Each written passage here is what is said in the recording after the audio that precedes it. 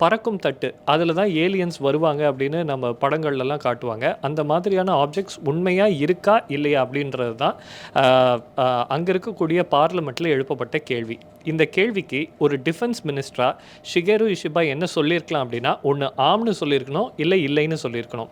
மாறா அவர் ஒரு கிரிட்டிக்கலான ஒரு ஸ்டான்ஸ எடுக்கிறாரு. அவர் என்ன சொன்னாரு அப்படின்னா, யுஎஃப்ஓ இல்ல அப்படின்னு சொல்லிட்டு நம்மளால நேரடியா மறுக்க முடியாது. ஒருவேளை ஏலியன்ஸ் படை எடுத்துட்டாங்க அப்படின்னு சொன்னா, அத சமாளிக்கிற அளவுக்கு ஜப்பானிய படைகள் கிட்ட திறமை கிடையாது. ஏன் அப்படின்னு சொன்னா, நம்முடைய ஜப்பானிய கான்ஸ்டிடியூஷனே நம்மள வந்து செல்ஃப் டிஃபென்ஸுக்காக மட்டும் தான் ஆர்மிய வந்து பயன்படுத்தணும் அப்படின்னு சொல்லுது. அதனால ஏலியன்ஸ் வந்து தாக்குனாங்க அப்படின்னு சொன்னா, அதை எதிர்த்து ஜப்பானிய படை சண்டை போடுறதுக்கு சட்ட ரீதியில அனுமதி கிடையாது. ஏன்னா ஏலியன்ஸ் வந்து ஹியூமன்ஸ் கிடையாது. அதனால ஒன்லி ஹியூமன்ஸ் கிட்ட இருந்து நம்மளை டிஃபெண்ட் பண்ணிக்க தான் ராணுவம் இருக்கு.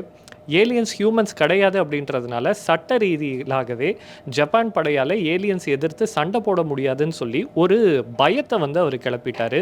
இது வந்து ஜப்பான் ஊடகத்துல பெரும் சர்ச்சையை கிளப்பிச்சு. தொடர்ந்து அவர் பேசும்போது என்ன சொல்றாரு அப்படின்னா, ஏலியன்ஸ் மற்றும் பிற மான்ஸ்டர்ஸ் இவர்களால ஆபத்து ஏற்படும்போது அந்த சூழ்நிலையை எப்படி சமாளிக்கிறதுன்னு காட்ஸில்லா படத்தை பார்த்து நம்ம கத்துக்கணும் அப்படின்னு ஒரு ஸ்டேட்மெண்ட் வந்து கொடுத்தாரு.